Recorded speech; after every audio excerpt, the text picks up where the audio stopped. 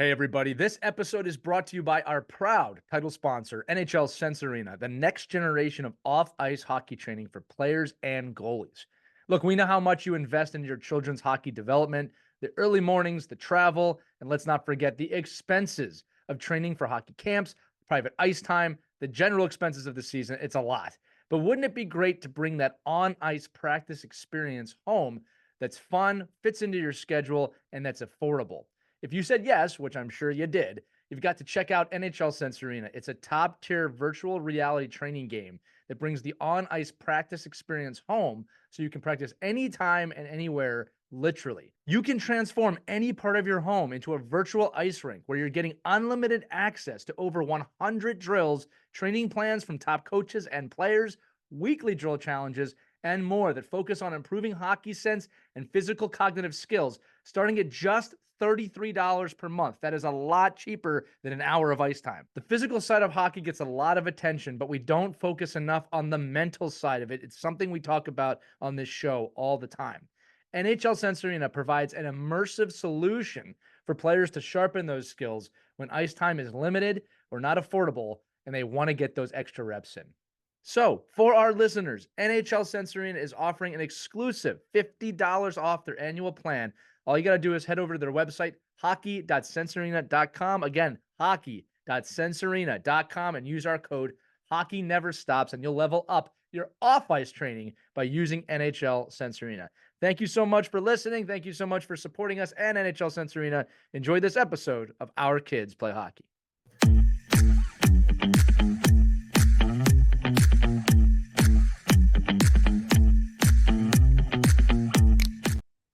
Hello, hockey friends and families around the world, and welcome to another edition of Our Kids Play Hockey, powered by NHL Sense Arena. I'm Elias with Christie Casciano Burns and Mike Bonelli, and our guest today is a pioneer for women's hockey in the state of Minnesota.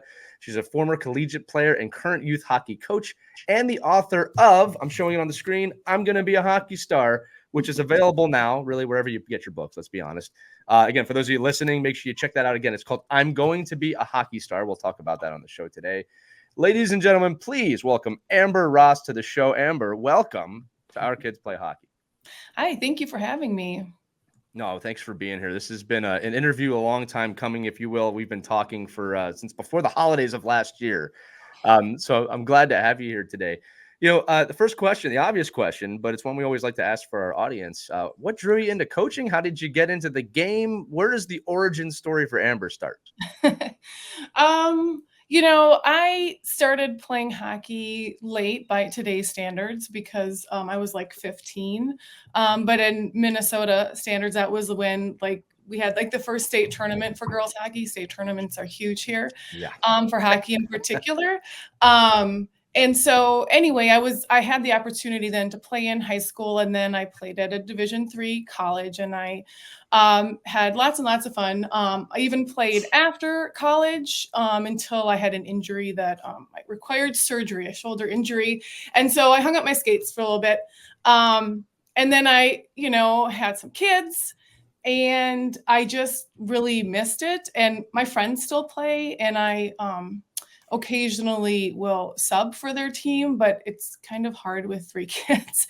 And so the reason I really wanted to play was one, I missed it, or coach, I should say, I missed it, and I wanted to get back into it. I also have 2 daughters, and I have 2 daughters and a son, and I just really think it's important for them to be able to see females in that position.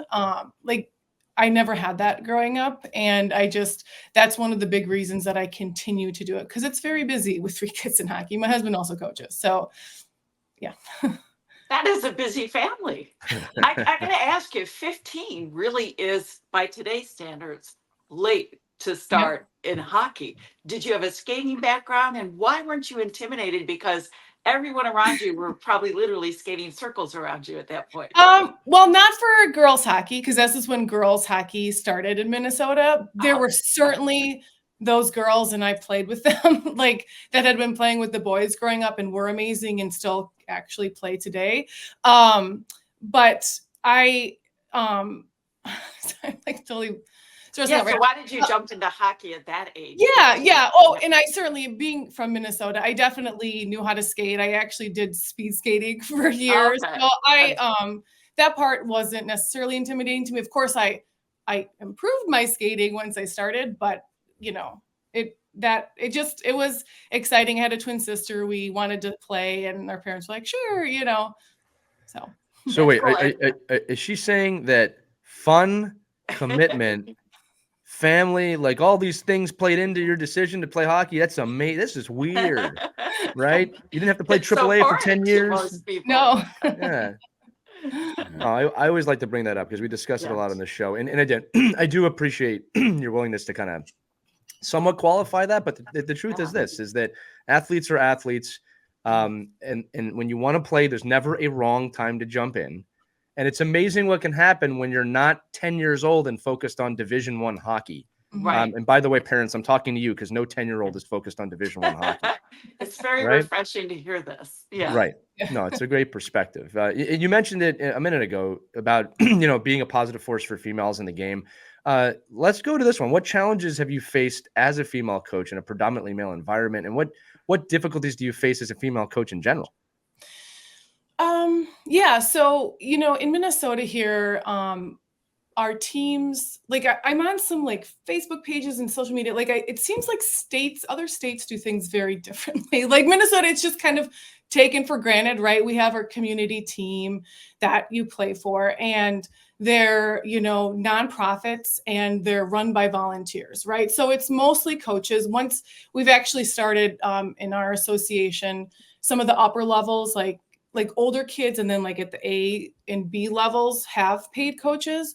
But, up until most of my kids, up until right now, have been coached by parents that are volunteering their time. Right. And so, there's always politics and whatnot. And, every season they look to see, who's interested in coaching. You might fill out like a simple form. They sometimes have interviews. There's just lots of different things. But I mean, the biggest thing that I've faced, and it's gonna sound, it's a boys club. Like and they're all, not all, most of them are very nice, and nobody's like necessarily intentionally excluding me, but it is very hard. Every season that I do not say that I want to be a head coach, it's been very difficult to even be included as an assistant coach. And we usually have like about maybe one or two co-head coaches, and then like maybe two assistants, sometimes more, depending on how many, parents are interested. But I've had good experiences with that and bad. I've spoken up twice. One went, I don't really know if I need to discuss it. It did not go well, and my feedback was not perceived well. And I'm, by the way, coaching my daughters. Like when my son started playing hockey, well, obviously my husband coaches and he was coaching him, but the year he started, I actually needed a second shoulder surgery. So I was like out. There was no way I was going to be helping anyway. So I just never got involved on the boys' side, but I just really wanted to be there on the girl side for them. And it's just really hard because it's from, things like they just golf together on the weekends or in the summer. Not to say that I couldn't golf with them. I don't actually golf, but it's just, nobody necessarily is actively thinking to include the female, and that's what's hard about it. Well, now that you've done it, tell us some of the rewards that you've experienced and inspire other women to follow your lead. Yeah. One of my favorite things about like coaching, and obviously I said girls in particular, I just love seeing their confidence be able to grow. Like they, of course we love winning and whatnot, but I love to watch them build the confidence, and then just the interactions with their teammates, right? Because that was one of my favorite things from when I played, just building the relationships with your team. And it's just been really fun and rewarding to watch them do that. And my older daughter this year, their team had quite a lot of success, and that was awesome. But also the team got along really well and they bonded. And I mean, I was like, I was feeling like I was back in high school to some extent, because it was just like, oh, these girls are so much fun. I love that they're, connecting in this way. And yeah, it's a lot of fun. Yeah, I think it's interesting too, depending on, what generation you're coming out of, about where women's hockey is now. Like when you ask a 23-year-old, it's very prevalent. Like I think it's actually I think they would be actually very surprised that there aren't women's teams. Like when I was growing up, I vaguely remember, like, my sister played hockey, but it wasn't like, it was like, oh, well, she plays hockey only because she has to get dragged to the rink, and there's a couple of girls that like to play, but they never ever did I hear like, oh, I knew, like, for me, when I was 12, 15 years old, college hockey was very really talked about. Pro hockey wasn't talked about, but college hockey and the next steps in high school and things like that. And it's just funny hearing, especially all the women professionals that we've interviewed and talked with, players and coaches, that, depending on what era you grew up in, how you felt about where women's hockey is now. And I think you mentioned it earlier, Amber, about, you'd like to be on the bench because you want your daughters to see somebody that's a woman coaching women, like that, and I would echo the same thing, that we'd like to see. It would be great that in girls' games, all the officials were girls, and all the staff was girls, and that's good. But we're far away from that, right? Just because of numbers. But I think as you watch the maturation, from where you are as a 15-year-old, just picking it up for fun, maybe talk about a little bit now in Minnesota and the areas you're in. Is there a lot more intense pressure? Is the fun being taken out of it because now there is an end game for girls, right? Before there wasn't. Like a long time ago, it was just, I don't know, I play girls hockey and I'm done when I'm 17 years old. I'll never play hockey again. But now there's starting to be a little bit of an end game, right? There's starting to be a little bit of, oh, well, there's more scholarships available. There's more women's hockey teams available. Now women could actually get paid to play professionally after school. So does that change, do you think, especially in the state of hockey? Does that change how you feel when you're in these rinks about the pressure for these young girls? I mean, my oldest daughter was on the 10U team this year. So the only benefit that I'm seeing to having the PWHL is that now, that daughter in particular loves hockey. She wants to play for the Gophers and she's going to play for the PWHL. This is what she's told me, and I just love that she can see that. I guess I don't necessarily see that pressure with coaching these younger girls right now. It's just, they're just all still having, a lot of fun playing the game. And I mean, when you were talking, that daughter's team this season was in a tournament. It was a championship game. It was a tournament our city was hosting. So we were on our home soil, right? And, or home ice rather.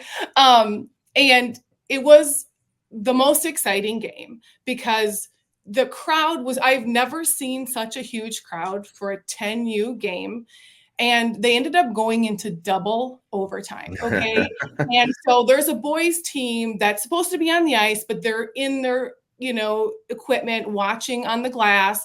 It's, first 4-on-4 and then it's 3-on-3, right? I'm saying this because I just have this vision in my head. One of our top scoring players gets the puck. She goes in, dekes the goalie. We have a mom who's a photographer on the team, and she has this photo of this girl who just scored this goal. Her hands are in the air. We had two female refs. The one ref had her hand, noting the goal. And then there's these boys lining the background, screaming their heads off. It was absolutely amazing. That photo, when I saw it, I actually started crying. It was just this is what it is. And this is in Minnesota, at least what I've been experiencing is not necessarily the pressure, just the enjoyment and the growth of the game. And that this boys A team is, sitting there cheering for these girls. I mean, they were yelling MVP when they came off the ice. It was so much fun. You're bringing up an interesting point. Go ahead, Mike. Yeah. Just on that though, and those boys, they think that's normal, right? There's no oh, well, that's lame. Or it's just like Mhm. they're just as enthusiastic about that because now they're all athletes, all of them, right? And I think, and Mhm. they're all, so I didn't mean to cut you off, Lee, but I think Oh, you're good. and we You're want to good. see that photo because I think that'd be great. I think that's I, awesome. Yeah, I would love. I for wrote a sure. note here to see the photo. You know, Yeah, I'll send yeah. it to you guys and credit that Yeah. photographer because she did a great job with that. Yeah. Awesome. Capturing that a magical moment. Mhm, You know, yeah. and you'll have that forever. Yeah. Yep. Mhm. You know, it's funny. As we're recording this, a friend of mine just sent me this update. Just happened. It says USA Hockey will have over 100,000 females registered to play hockey for the first time ever. I just saw that, and the reason Yeah. why these conversations are important too, because I want to give some perspective on this from the male perspective, is that sometimes we forget as males, you know, you don't know what you don't know, right? You can't see what you can't see. My daughter's also playing hockey, right? And interesting situations that I'm very attuned to of when she makes a team. Last year we had an experience where there were 2 girls on the team, and the homeness she felt of, oh, I'm not the only girl on the team. Adversely, on her school team, she was the only girl player on the team, and you know she would say like, "Oh, are there any other girls playing?" Mhm. The thing is like, you know, if you don't hear that in your head when they say that, and Mhm. again, this isn't that boys are not making girls feel welcome. It's just that it's a different situation right now. Mhm. The other cool thing about that school team is that we had a female head coach. And it was very important as an assistant coach that when my daughter would ask me something that was not in my, you know, jurisdiction, that I was able to say, you need to ask your head coach, right? Mhm. Not that I'm to empower her, not that that was the reason, but that's part of it is that she can see a female leader in charge of that team. So unless Christy, you and Amber disagree, like I think it's important from the male side of this game that we enable, you know, when appropriate, right? And also just remember there's perspective here. Like if you have a girl on the team and she's the only girl on the team, she's Mhm. the only girl on the team. And it's not that Yeah. she needs special treatment. It's just Right. you got to be aware of that, Yeah. right? Yeah. And I see this happen a lot, right? I've coached women's teams. It's Yeah. you got to be aware of that perspective. I'll throw that back on you. Yeah. Yeah. Sophia, for a couple of years, was the only girl on her team. Um, and the boys treated her equally. I mean, she was a tough little hockey player and she didn't want to be treated any differently. And it was fantastic because there was equal amount of respect. She respected them, they respected her, they protected her sometimes when some bigger kids would try to go for the ponytail. You know, that happens. Um, but then the following 2 years, all of a sudden, she started seeing more girls coming onto the team, which was great. She wasn't the only girl. And it was interesting because you think that that would automatically separate. The girls are going to be a one side, the boys, but that didn't happen. They were still united, which was a beautiful thing to see. So I think through the years, the culture's changing, the For attitude sure. is changing. It's a more welcoming environment now for girls to play. And we just had down the road from us in Utica, the World's Women Championships played in Utica, New York. Sadly, the USA team didn't win, but the crowds were fantastic. I Right. was so excited to hear about that, that now people are excited to watch little girls play and women play hockey. And we're in a good position. We still have a ways to go, but the growth has been positive and so inspiring. Well, in Amber, let me throw like this is a great conversation. Let me throw this into one of the questions. This is, you know, what role can men and women play in supporting the diversity and inclusion of women in hockey? Because like I know there's plenty of men like myself. I was like, oh, this is what we can do. But the truth is, it's not for us to kind of say it. It's Mhm. free. It's your opinion is what I want to hear, right? So how can we work together? What would you like to see happen more often in the ice rink? And Christy, obviously, this is open to you as well to kind of continue to push this forward because it is a new dawn right now for women's professional sports across the board. Like we're seeing that. Yeah, I think that specifically, like if you're concerned about that, like as a male coach, like I think it's really important to just work to be an ally for the female that is, you know, or more that is in your area. Like, um, you know, my experience, like sometimes has been people saying, "Oh, we want more women coaching," and then they're not really doing much to like either support that Right. or encourage it They're among just the saying it. coaches that Yeah. are there. Yeah. And I also think like, I mean, it is like 99% of the guys I've coached with, because I've coached with all guys thus far, have been amazing. And I think it's just like using your voice then to support her, you know, in any way that you can.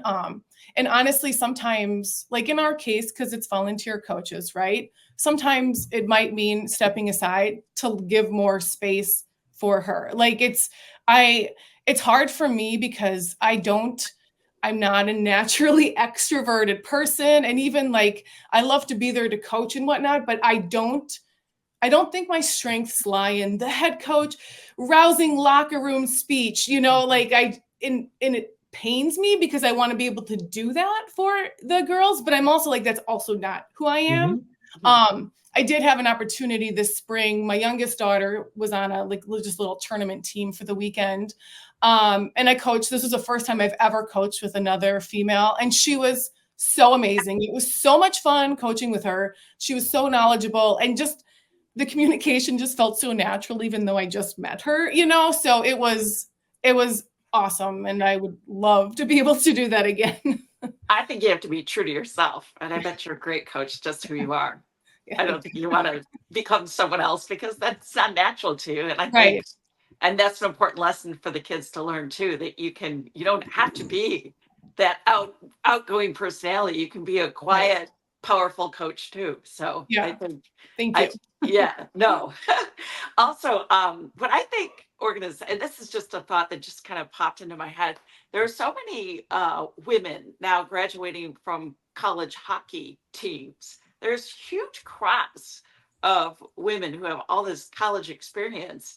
And I look at my daughter, for example, she's focused on, getting her career set. But I betcha if local organizations reached out to her or other college kids, either in the summer when they're home from break, and recruited them to help coach on the weekends, I bet they jump at that opportunity. And I think that's overlooked right now. And I think Yes. a lot of the women who graduate from college aren't thinking about that because they're so, focused on other things, getting a job. But I bet you if these organizations reached out to these young women, they would be more than willing to help out. Maybe they couldn't do it full time, but even just to be a presence on the ice, maybe do a couple of skills with the kids. So there's a lot of opportunity out there that can help grow the game. Yeah, and our association did that with some of the older levels. And the other thing that I think our association does a really good job with is we partner with the high school. So like the younger girls, they assign them to a certain game, and they get to go out there. First of all, they get to sit on the bench while the team is warming up, and then they get to go in the locker room, before the game. And then they have them come out on the ice and they skate up with the player that is being, announced, the starting lineup. They'll have like two girls paired with one of them. And it's just awesome. And even when my older daughter's team this year, they won a couple of tournaments, and they honored their team at the high school game. So like we could go and, the girls were there and, this team won, this tournament. And that's, yeah, that's important. Those high school girls, like it's awesome. Yeah, I love that idea.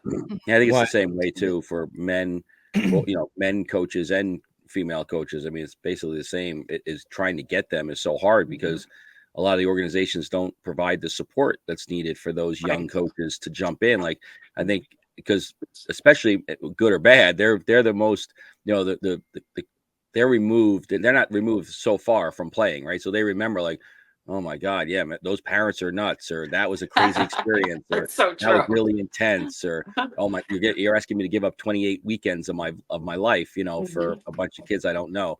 Yeah. So I think there is a lot of mentoring and a lot of support and a lot of ways we can, as organizations, help young, females and males to get into coaching, so that they can pass on that knowledge and have that mentorship to our kids, because it's great. It's the best, right? I mean, when my kids have a young guy or girl coaching them on the ice, that's maybe in like your early 20s, it's like gold. I mean, they love it, and Yeah. it's so much better. Like the Mhm. experience is fun, and I see the kids have fun. The guy, I call them kids, but the coaches, the people that are coaching Yeah. these young kids, they're not jaded yet. They're not, they're not bitter. They're not Right. like their time is not like, oh my God, I have enough time. I don't have time to do all this. Yes. Like, so I think we just have to, all acknowledge that we have to do a better job as organizations to make sure Yeah. we're supporting those groups so they I can agree. continue to make it easy for them, right? Little gold mines out there. We're not harvesting that. There's Yeah. a lot of opportunity out there. Christy, I was just going to jump on that. For all the organizational leaders listen to this show, you should keep a tab of your kids after they're done with your team in youth hockey and call them 4 or 5 years later. Because it's not going to be all of them, but I would think it's a safe bet that most post collegiate hockey players, even post high school players, will want to help. I agree. Yeah, there's something about giving back. Like I remember when I got done playing competitively, first thing I wanted to do was get back in the game with coaching. I didn't want to stray away. And that, not that there's any issues with parent volunteers. God bless every one of you, because we would not be able to run our organizations without you. But yet there is something about having a 24, 25-year-old, I was going to say kid, but yeah, young adult out there that has a passion for the game. And we all know kids love a different voice in the locker room, especially at the younger ages, right? Now, I have not quite come to terms yet that kids think I'm old. I'm slowly starting to understand that when they look at me, I'm like, why are you so scared? I'm like, oh, I have a beard and no hair. I'm a dad to you. So I think it's important. And this is just broader, like understanding the situation you're in. And, Amber, again, turning that back to you, we talked about it a little bit of the coaching perspective, but as a woman, can you talk to me about the power for a young girl to see a woman leader on the bench, on the ice? Like, what is the perspective for the 10-year-old girl? Because I think we need to explore that a little bit to give full understanding to the audience.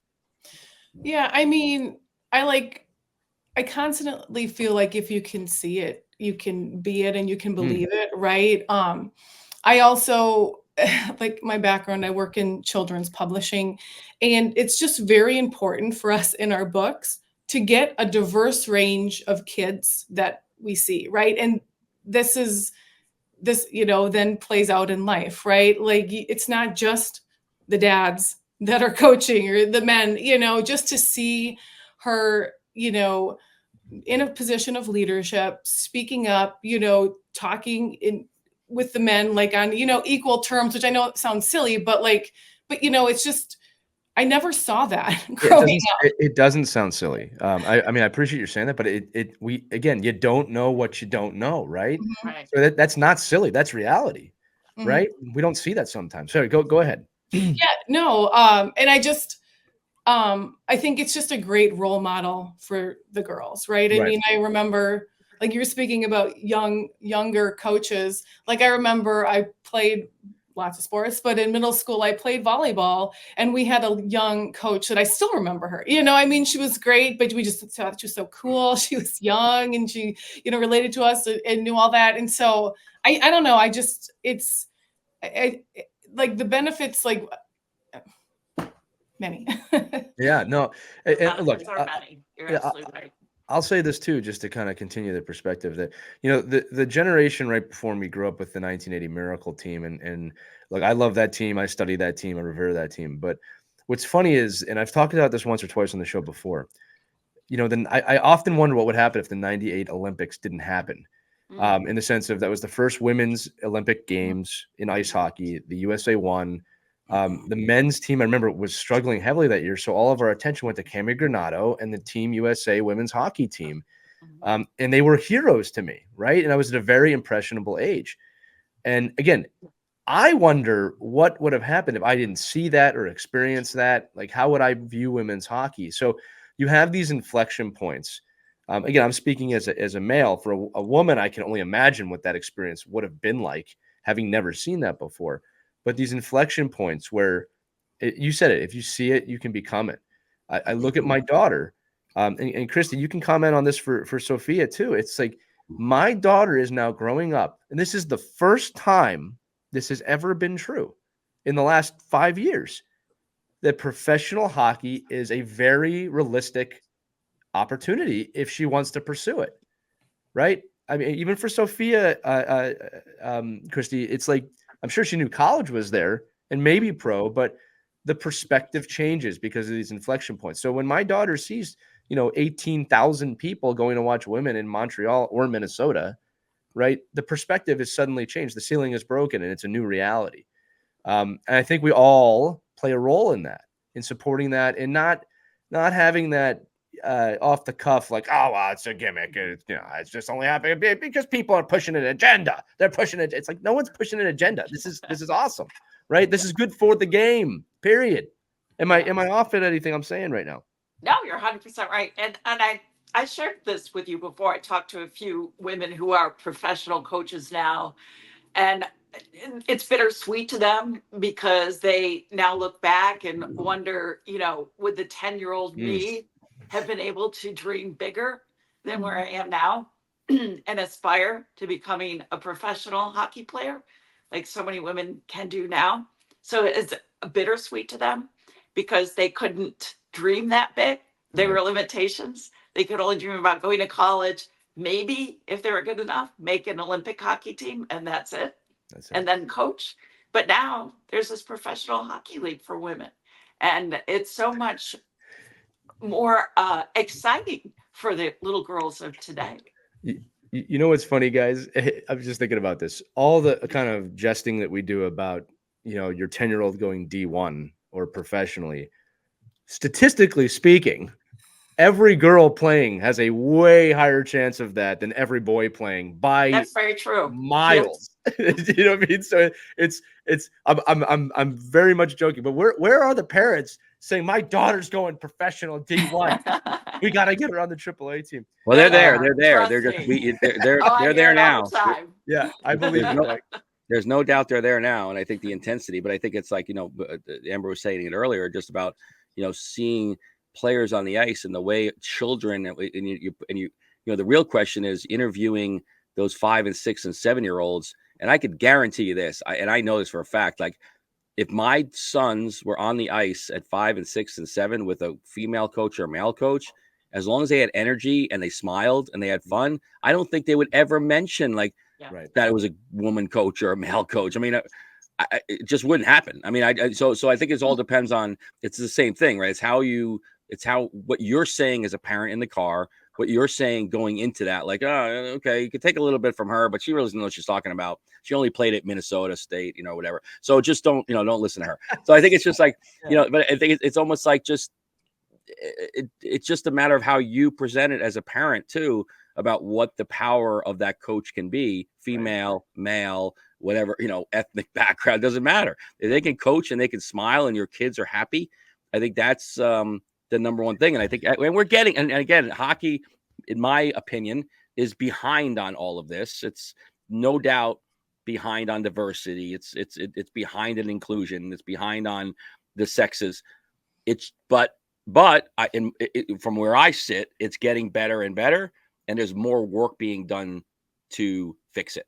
So that's a good thing. And I think that's, but I think it's, to everybody's point here talking, it's just a matter of like, it's our job as administrators and leaders and coaches to keep fostering that environment and then showing it that you can, we're going to show you this is what's possible and you could be this person, but we need to be the ones saying, I need to recruit that kid, that player to come work with me, like aggressively. Like I need to go out and do that purposefully so that it can happen, not just wait for it to happen. Yeah. And I even go a step further with my kids. I mean, I call it out. Like, I mean, I think, for a boy that sees a female coach on the ice, it's probably like, oh yeah, that's normal. I do think, I mean, so many of the little ones would always tell me I was their favorite coach, and I think it was more that I was a female, but I'm constantly calling that stuff out for them so they are aware as they navigate their life. I mean, not to bring it to basketball, but we were watching Caitlin Clark and her team, and I could not believe, I was like, look at this. We've got, these women's like college basketball teams. We've got female coaches. Look at refs, they're females. The commentators are all female. I've literally never seen that before. It's like, kids, I don't think you understand that this is like a big deal. And this is like what we need. Like for years, it was all men and nobody seemed to comment. So let's comment on this now. I don't know. Like, No, I listen, Yeah, I think right. this all comes to normalizing that Right. while there is women's and men's basketball, it's all basketball. There is Mm-hmm. women and men's hockey, but it's all hockey. And to me, that's the path where the goal is that, you know, I understand why they have separated it, but the idea is no, women's hockey is hockey to me. Like I want to watch it because it's hockey, right? Right. And moving towards that. Listen, we only have a couple minutes left, Amber. I wanted to bring this up. You talked about Before Dreams. You wrote this great book. I've read it to my children. I'm going to be a hockey star again. It's available everywhere for those of you who want to get it. Walk us through, you know, again, I know you're in publishing. Why did you create this? What's the message? And again, I loved reading this with both of my kids. It was a really wonderful book. Yeah, so the book is basically about a little boy who's stepping out onto the ice for the first time and dreaming of being a hockey star.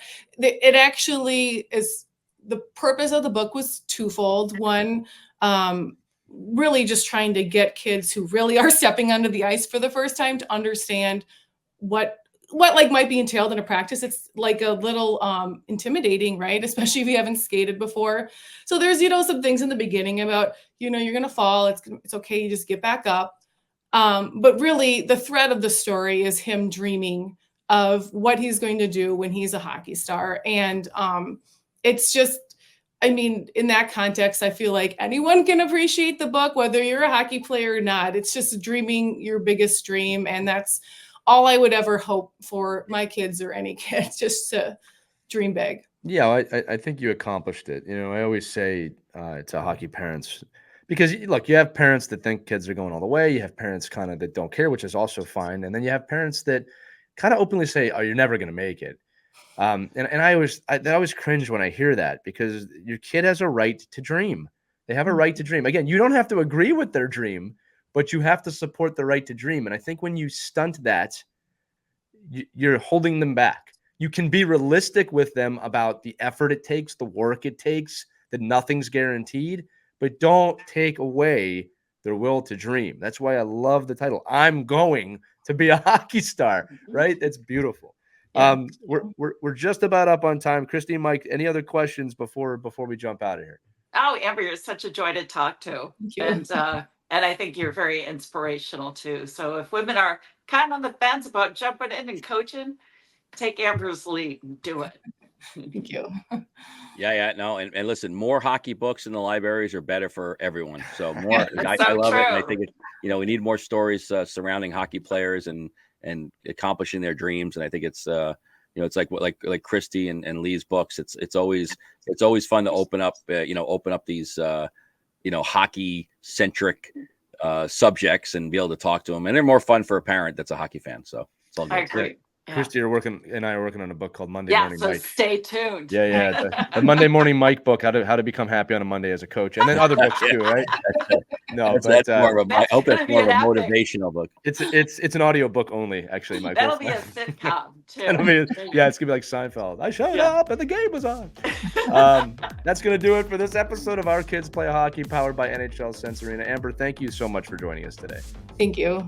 Again, you can see all of our episodes or listen to them at ourkidsplayhockey.com. But for Amber Ross, Christie Casciano Burns, and Mike Bonelli, I'm Lee Elias, and we're going to see you on the next edition of Our Kids Play Hockey. Have a great week, everybody.